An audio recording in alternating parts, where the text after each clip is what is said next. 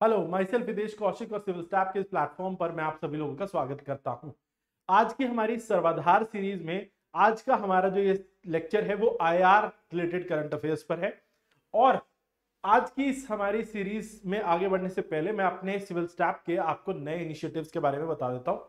देखिए, हमारे दो इनिशिएटिव्स जो हैं हमने बिल्कुल नए अभी स्टार्ट किए हैं ताकि यूपीएससी प्रीलिम्स 2025 जो बच्चे टारगेट कर रहे हैं उनके लिए ये बहुत लाभदायक रहने वाले हैं। आप एक बार जरूर इन इनिशिएटिव्स को जरूर अटेंड करें, ये आपको बहुत फायदा देंगे। जैसे 5 अप्रैल से हमारा जो इनिशिएटिव शुरू हुआ है, इसमें हम यूपीएससी सिविल सर्विसेज प्रीलिम्स का जो एग्जाम है उसके लिए हम मॉक टेस्ट आपको अवेलेबल करा रहे हैं।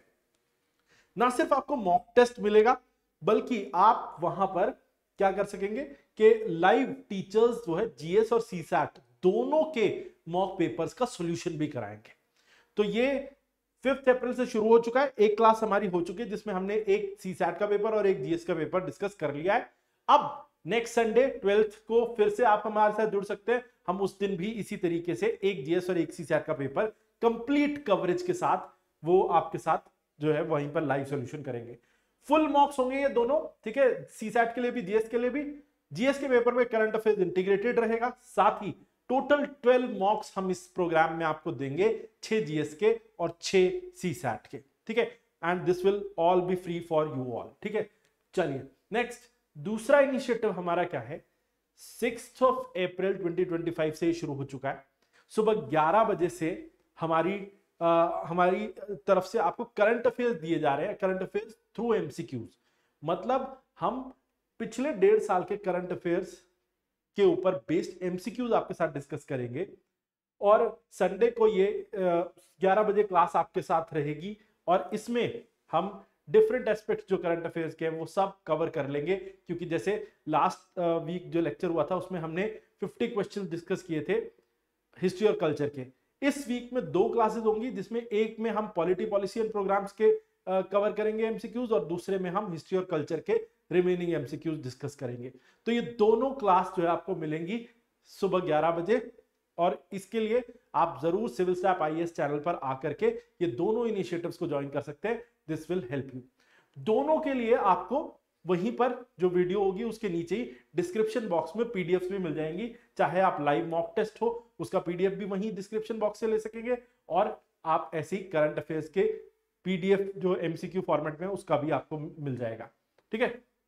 अब आ जाते हैं आज के न्यूज आइटम्स पर।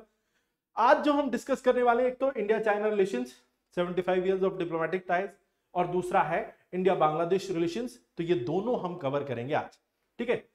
अगर हो पाया तो हम इस क्लास में करेंगे, नहीं तो we will cover it in next class जो दूसरा बांग्लादेश रिलेशन है, ठीक है। चलो पहले देख लेते हैं इंडिया चाइना रिलेशंस के बारे में। देखिए, इंडिया और चाइना, पहली बात तो भारत और चीन के बीच में डिप्लोमेटिक टाइज एस्टैब्लिश हुए 75 साल हो गए हैं और इस साल उसकी एनिवर्सरी है। और अब दुनिया में ऐसे दो देश जो दोनों सुपर पावर्स बनने की तरफ बढ़ रहे हैं, दोनों दुनिया की सबसे बड़ी आबादी इन दोनों देशों में रहती है। India has the largest population in the world and second comes China.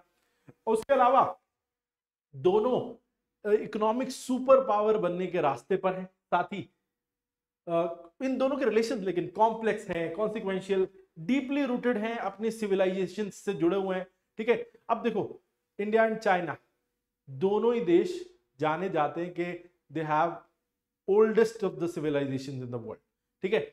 और दोनों के जो कल्चर है वो बहुत स्ट्रांग है। और लेकिन फिर भी जो हमारे जो कुछ रिलेशन रहे हैं वो इतने क्लोज नहीं रहे जब से भारत आजाद हुआ है और चाइना जो है वो 1949 से जब से कम्युनिस्ट रिजीम में आया तब से अच्छे कुछ खास रिलेशन रहे नहीं है, ठीक है। तो हमारे रिलेशन स्ट्रैटेजिक डाइवर्जेंस है, मतलब एक दूसरे के साथ क्लोज आने के बजाय हम दूर जा रहे हैं, ठीक है। लेकिन फिर भी कई सेक्टर्स हैं जहां पर हम एक दूसरे को का सपोर्ट करते हैं, एक दूसरे के साथ एंगेज करते हैं डिफरेंट एस्पेक्ट्स में। कल्चरल एक्सचेंज उसमें से एक है, ठीक है। और चाइना ने अभी एक कॉल दिया है कि elephant dragon duet they want, कि मतलब they are calling India an elephant and themselves as dragon. तो वो चाहते हैं कि इनके बीच में एक पार्टनरशिप हो जो पीसफुल कोऑपरेटिव और कोएग्जिस्टेंस के मॉडल पे हो दोनों एशियन जायंट्स के बीच में, ठीक है। अब थोड़ा देख लेते हैं कैसे रहे और कब से भारत और चाइना के बीच में रिलेशन एस्टैब्लिश हुए। ठीक है, तो सबसे पहले डिप्लोमेटिक फाउंडेशन अगर देखें तो भारत और चीन के बीच में जो रिलेशन है वो 1950 में एस्टैब्लिश हुए थे। 1949 में कम्युनिस्ट रिजीम ने टेक ओवर किया चाइना में, और 1947 में although India became independent, then 1950 में हमारे उनके साथ जो है वो डिप्लोमेटिक टाइज एस्टैब्लिश हुआ, और इस साल 2025 में 75 साल कंप्लीट हो गए हैं तभी। ठीक है, पंचशील अग्रीमेंट भारत और चीन के बीच में पीसफुल कोएग्जिस्टेंस को लेकर 1954 में हुआ था। ठीक है, और non interference in each others internal matters, ये भी उसका एक प्रिंसिपल था।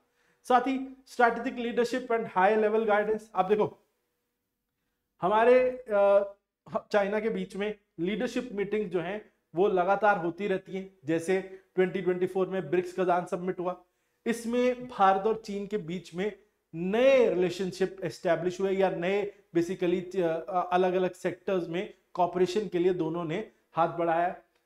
अब इकोनॉमिक एंगेजमेंट देखिए अगर दोनों देशों की और ट्रेड पार्टनरशिप, तो चाइना इंडिया का लार्जेस्ट ट्रेडिंग पार्टनर्स में से एक है। बायलैटरल ट्रेड अगर देखें वॉल्यूम वाइज तो 118.4 बिलियन है 2023 और 24 का डेटा उठाया जाए तो।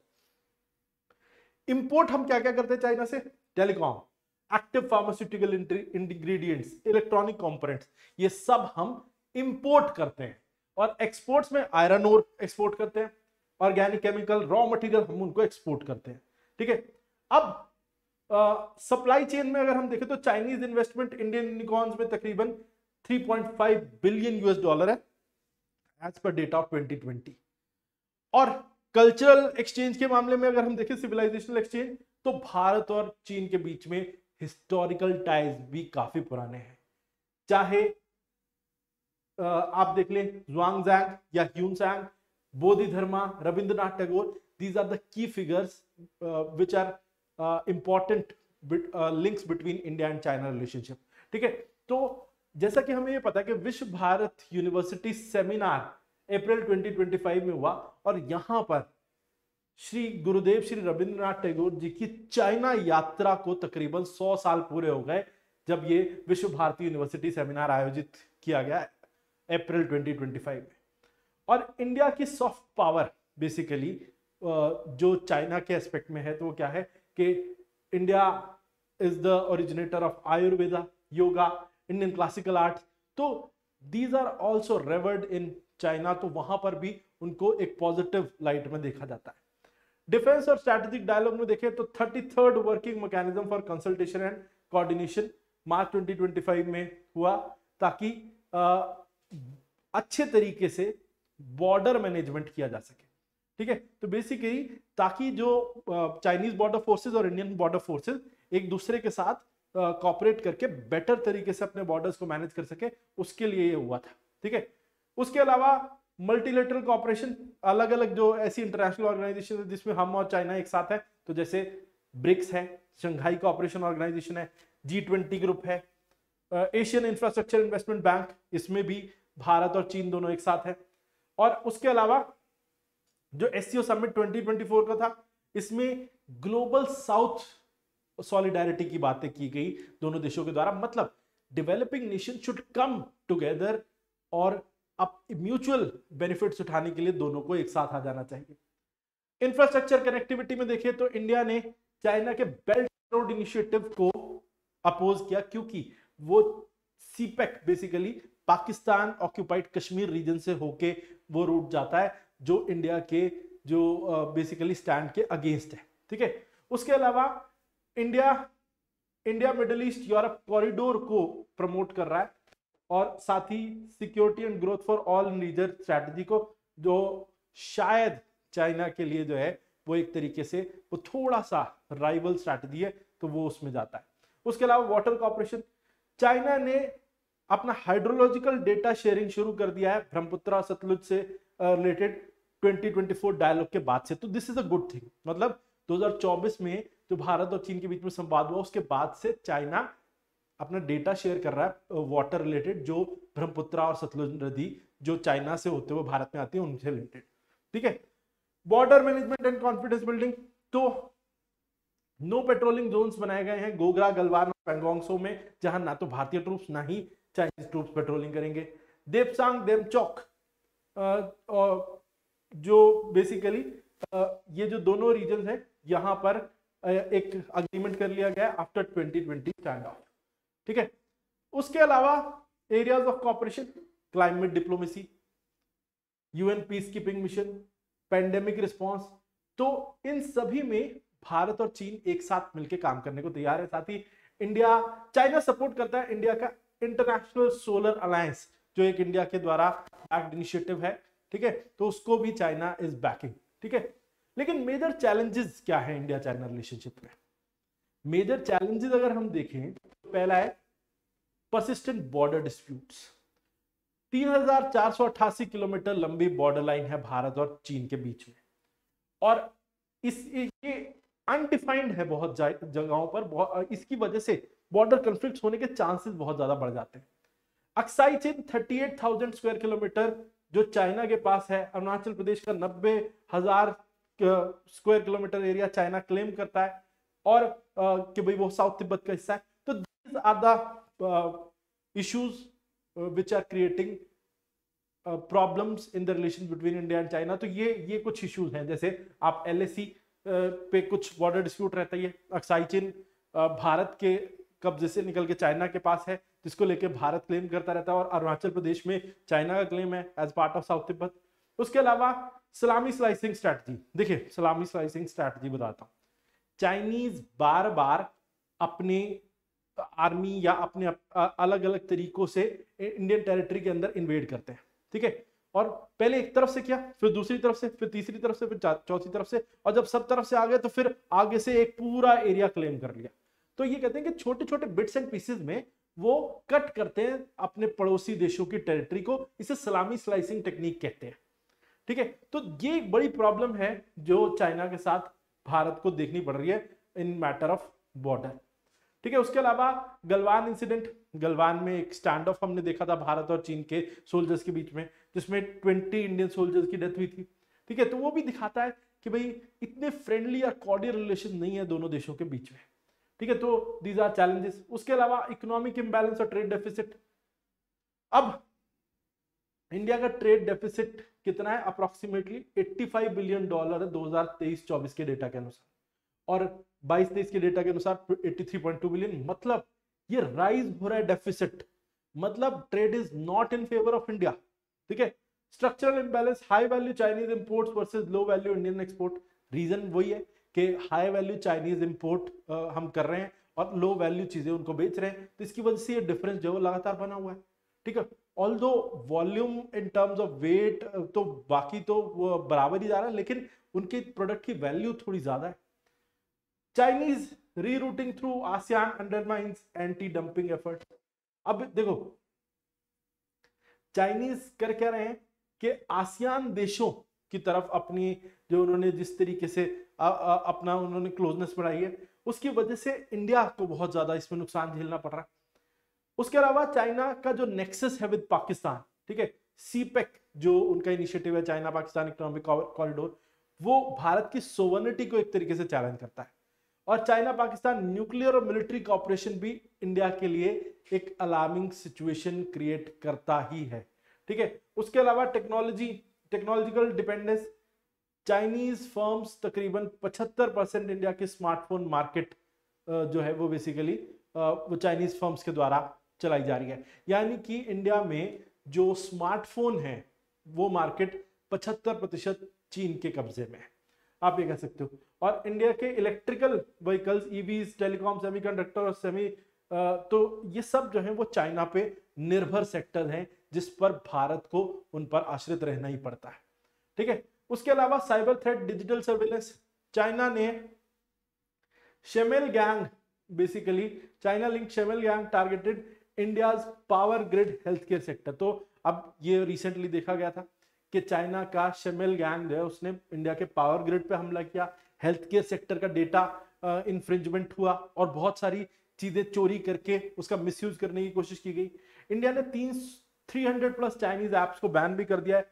ठीक है, तो और हुआवे जो एक कंपनी है उसे 5G ट्रायल से बाहर रखा गया है। तो ये दिखाता है कि इंडिया के थ्रेट्स क्या हैं चाइना को लेके, खास तौर पे साइबर और डिजिटल सर्वेलेंस को लेके। ठीक है। वाटर एनवायरमेंटल कंसर्न देखें तो चाइना की एक मिडॉक डैम है ब्रह्मपुत्र पे बनाया जा रहा है, ये भारत के लिए खतरा माना जा रहा है। क्यों?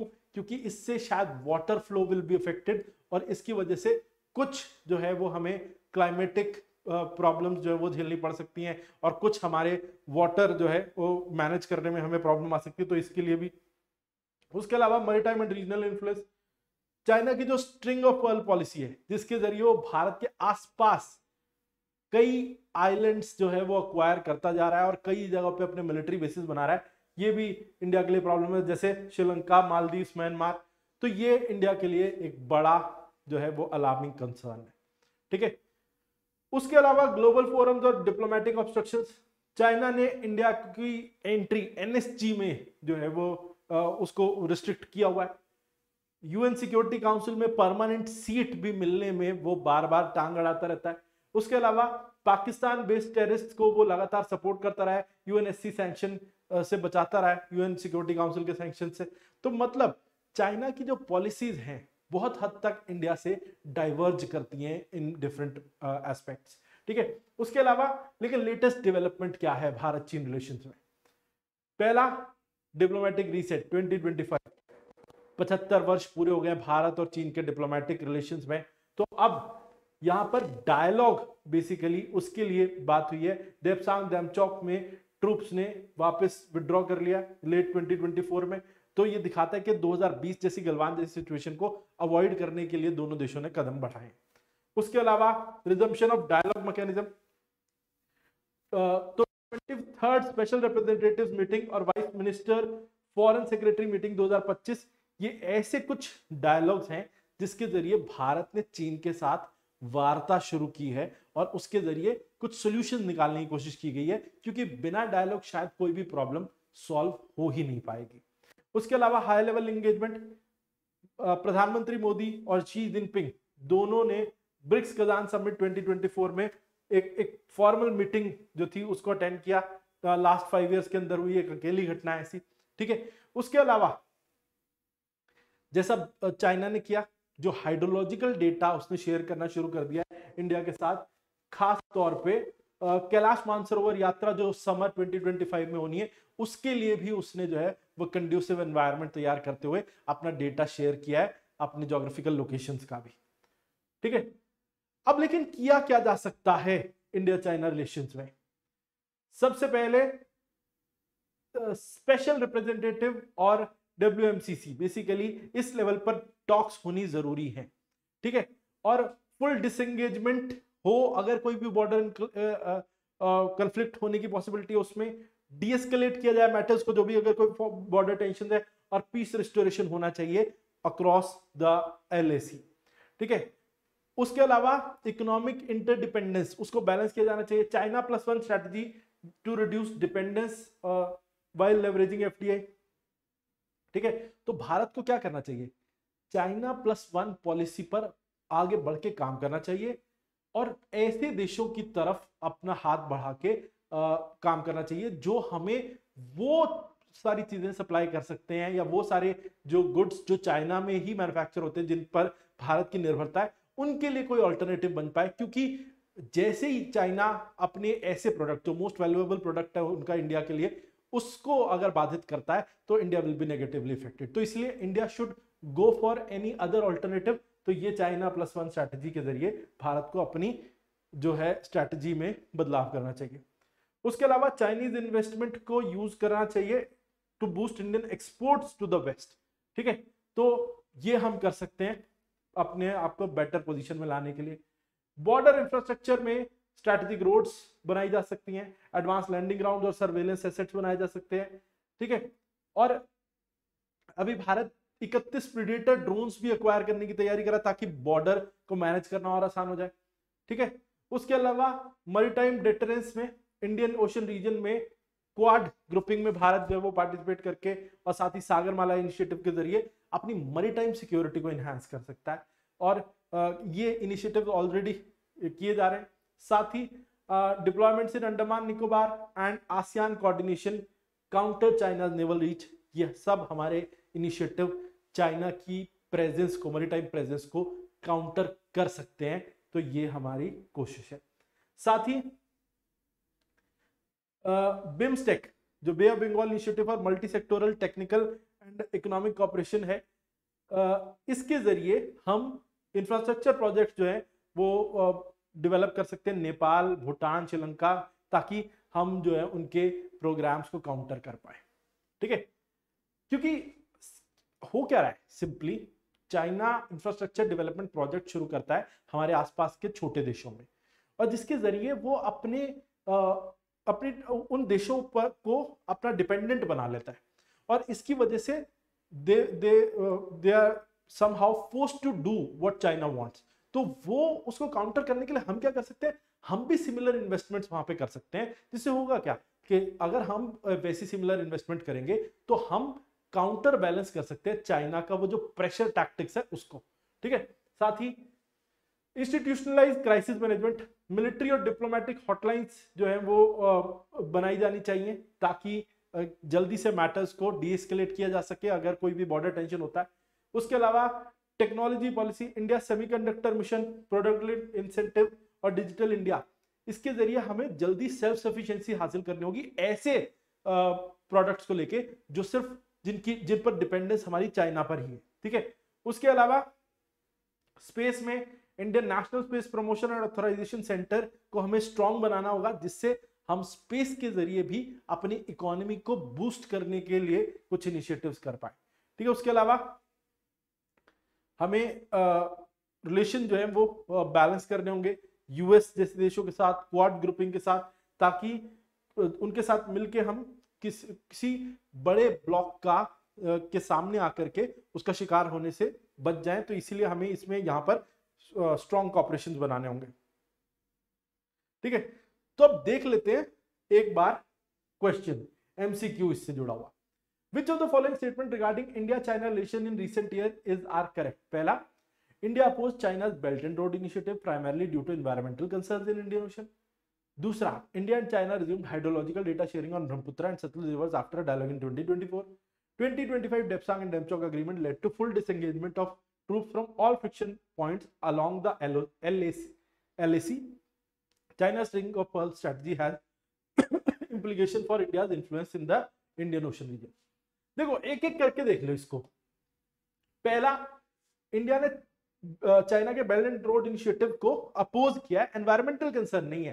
देखो एनवायरमेंटल कंसर्न नहीं है, इंडिया का जो स्टैंड है कि that POK belongs to India, वहां पर उसके जो है वो स्ट्रेटेजिकली अगेंस्ट चला जाता है चाइना का ये बेल्ट एंड रोड इनिशिएटिव, इसलिए इंडिया ने अपोज किया है। तो ये रीजन गलत है, ऑल्दो अपोज किया ये करेक्ट है। India and China resume hydrological data sharing.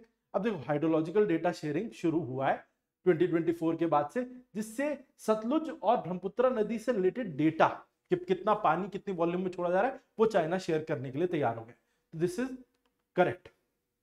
Depsang Demchok agreement, अब इसमें क्या गलती है देखो यहां पे दिखा देता हूं। 2024 में हुआ था ये डेप्सांग डेमचौक अग्रीमेंट, जिसके थ्रू ये तय हुआ कि हम अपने ट्रूप्स जो जितने भी ऐसे फ्रिक्शन पॉइंट्स है वहां से वापस बुला लेंगे, चाइना भी, और डिसएंगेजमेंट किया जाएगा बॉर्डर पे पूरा। ठीक है, तो लेकिन ये 2025 कह रहा है, यहाँ पे ये डेट की गलती है। ठीक है, तो ये वाला हो गया रॉन्ग। उसके अलावा चाइना की जो स्ट्रिंग ऑफ पर्ल पॉलिसी है, इससे इंडियन ओशन रीजन में, ऑल्दो चाइना की ये जो पॉलिसी है उसके जरिए वो अपनी मिलिट्री प्रेजेंस जो है वो अलग अलग ठिकानों पे बनाने की कोशिश कर रहा है, और जिससे इंडियन ओशन रीजन में इंडिया का इन्फ्लुएंस जो वो कम होता है। तो ये बिल्कुल ठीक है। तो यानी 2 and 4 आर करेक्ट, आंसर आपका बी आएगा। Next, with reference to recent India China economic and strategic engagement consider the following statements. First, China accounts for majority of smartphone sales in India. First, China's trade with India's trade with China is largely balanced with marginal trade surplus in 2023-24. India's strategic road construction and procurement of predated drones are steps to improve border management. China supported India's entry into nuclear supply group in 23-24. देखो पहला, majority of smartphone cell ठीक है 75% है ना almost. India's trade with China is largely balanced with marginal trade surplus in 23-24. अब देखो balance नहीं है, बहुत डिफरेंस है। 85 बिलियन यूएस डॉलर का डिफरेंस है, तो ये बैलेंस कहां से हो सकता है? ठीक है, और उससे पहले 83.2 था, तो बिल्कुल नहीं हो सकता। India strategic road construction and procurement of predator drones, हाँ ये ठीक है कि इंडिया ने स्ट्रैटेजिक रोड कंस्ट्रक्शन शुरू किया है और प्रेडेटर ड्रोन्स 31 प्रेडेटर ड्रोन्स खरीदे जा रहे हैं ताकि बॉर्डर मैनेजमेंट ज्यादा बेटर किया जा सके। चाइना ने एनएसजी में भारत का सपोर्ट नहीं किया है, यही तो प्रॉब्लम है ना, यही तो इश्यूज है इंडिया चाइना रिलेशन में, ठीक है। और उसने यूएन सिक्योरिटी काउंसिल में भी परमानेंट सीट के लिए भारत का सपोर्ट नहीं किया है। तो इसमें आपका आंसर आएगा 1 and 3, ठीक है, 1 and 3 should be your answer. अब नेक्स्ट क्लास में हम जो अगला टॉपिक डिस्कस करेंगे वो है इंडिया बांग्लादेश रिलेशनशिप, ठीक है। तो we will cover India Bangladesh relationship in next class, ठीक है। और अभी बिम्स्टेक में भी जो मीटिंग हुई है वहां पर भी प्रधानमंत्री नरेंद्र मोदी की मुलाकात हुई है बांग्लादेश के चीफ एडवाइजर मोहम्मद यूनुस से बैंकॉक में, तो उसी से रिलेटेड अब ये न्यूज आइटम बनता है, ठीक है। तो इसको हम डिस्कस करेंगे नेक्स्ट क्लास में डिटेल के अंदर, ठीक है। तब तक मैं आपको एक बार फिर से अपने इनिशिएटिव के बारे में बता दूं। जो बच्चे यूपीएससी प्रीलिम्स देने जा रहे हैं 2025 इस बार, तो ये बात ध्यान रखें कि हम 5 अप्रैल से मॉक टेस्ट कंडक्ट कर रहे हैं। हर सैटरडे ये मॉक टेस्ट होगा आपके लिए, और नेक्स्ट सैटरडे 12 अप्रैल को भी होगा। उस दिन हम एक जीएस का पेपर और एक सीसैट का पेपर आपके साथ लाइव सॉल्व करेंगे, ठीक है। सुबह 8:15 बजे से हमारा ये मॉक शुरू हो जाएगा, जिसमें टीचर्स सॉल्यूशन कराएंगे आपको। करंट अफेयर्स भी उसमें जीएस में इंटीग्रेटेड रहेगा, सीसैट की भी पूरा पेपर जो है वो कवर कराया जाएगा। टोटल हम इस इनिशिएटिव के जरिए आपको आपके एग्जाम से पहले 6 सीसैट और 6 जीएस के पेपर वो आपको सॉल्व कराएंगे, और आप इनके पीडीएफ्स भी डाउनलोड करके खुद भी कर सकते हैं। तो ये आपके लिए इनिशिएटिव पूरा फ्री इनिशिएटिव है, ठीक है। और इसके जरिए आप अपनी तैयारी को बहुत अच्छा बना सकते हैं। उसके अलावा करंट अफेयर्स के लिए भी हमने पूरा इंतजाम कर दिया है। हर Sunday subject wise current affairs coverage होगी आपके साथ एमसीक्यू मोड पे। पिछले 1.5 साल के करंट अफेयर हम कवर करेंगे एमसीक्यू मोड पे। सुबह 11 बजे संडे को आप हमसे जुड़ सकते हैं civil step IAS YouTube channel पर। तो आज के लिए इतना ही, फिर मिलेंगे आपसे। जय भारत, जय हिंद।